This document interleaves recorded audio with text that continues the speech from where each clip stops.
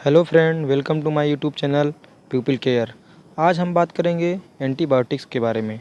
Antibiotic क्या होती हैं, कितने प्रकार की होती हैं, क्लासिफिकेशन क्या है इसका, साइड इफ़ेक्ट इसके क्या होते हैं तथा यूज इसके क्या होते हैं, इन सभी के बारे में हम डिटेल में डिस्कस करेंगे। तो आइए वीडियो की शुरुआत करते हैं।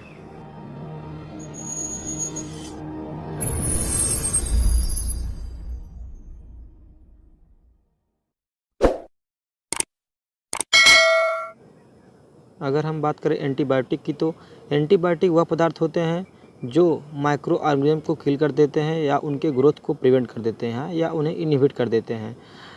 एंटीबायोटिक से पता चलता है कि जो बैक्टीरिया के अगेंस्ट काम करता है उसे एंटीबायोटिक कहते हैं।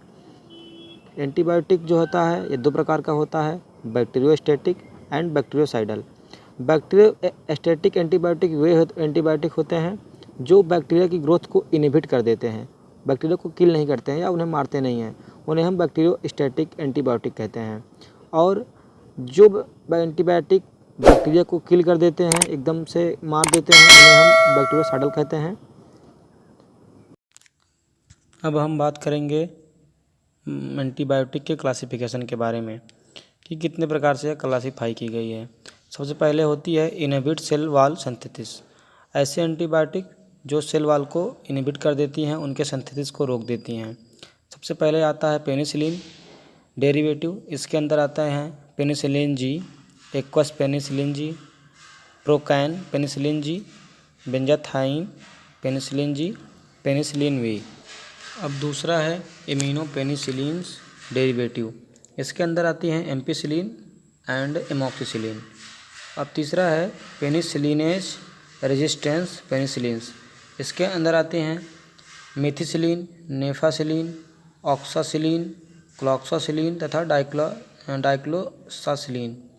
अब चौथे नंबर पर आती है एंटीसिडो नॉर्मल पेनिसिलिन।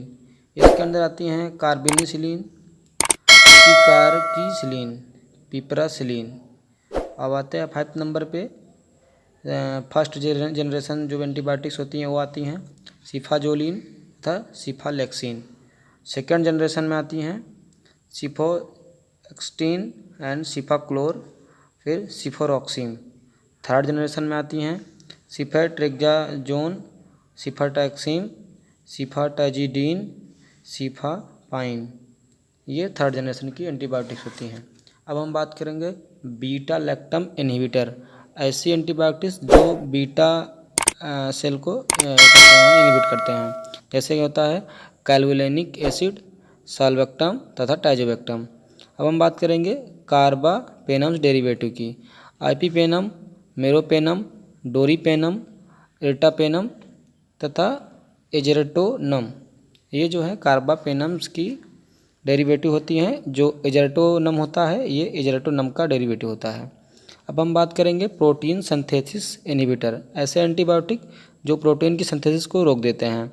पहला आता है इसमें अमीनोग्लाइकोसाइड्स डेरिवेटिव।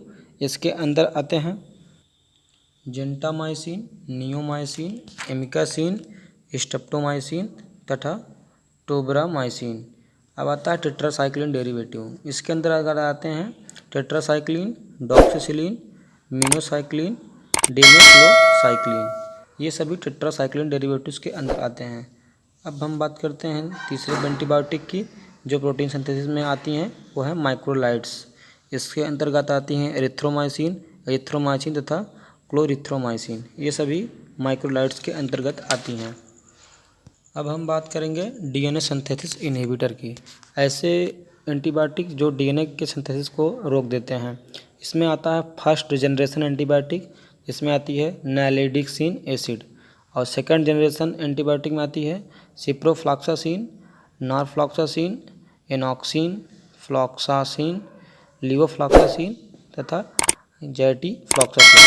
ये थर्ड जनरेशन की ड्रग है जेटिफ्लॉक्सासिन। और फोर्थ जनरेशन में आती है मॉक्सीफ्लॉक्सासिन तथा जेमीफ्लॉक्सासिन। ये फोर्थ जनरेशन की डीएनए सिंथेसिस इनहिबिटर एंटीबायोटिक होती है। अब हम बात करेंगे अदर डीएनए इनहिबिटर की। इसमें आता है मेट्रोनिडाजोल, डेरिवेटिव में आता है मेट्रोनिडाजोल। ये ड्रग होती है। अब हम बात करेंगे इसके मेन साइड इफ़ेक्ट के बारे में कि यदि हम इस दवा को ले रहे हैं तो हमें क्या क्या साइड इफ़ेक्ट देखने को मिल सकते हैं, जिससे कि वोमिटिंग हो सकती है, नौजिया हो सकता है, डायरिया हो सकता है, और जो है कि एब्डोमिनल पेन हो सकता है, स्किन रैशेस हो सकते हैं, और जो है आपका स्टमक अपसेट हो सकता है। ये सारे साइड इफ़ेक्ट आपको देखने को मिल सकते हैं जब हम इन सभी एंटीबायोटिक्स का यूज करते हैं। और अगर हम इसके यूज की बात करें तो हम इसका यूज बैक्टीरियल इन्फेक्शन में करते हैं। ऑपरेशन से जो टाँके वगैरह लगाए जाते हैं उनको सुखाने के लिए भी इसका यूज किया जाता है।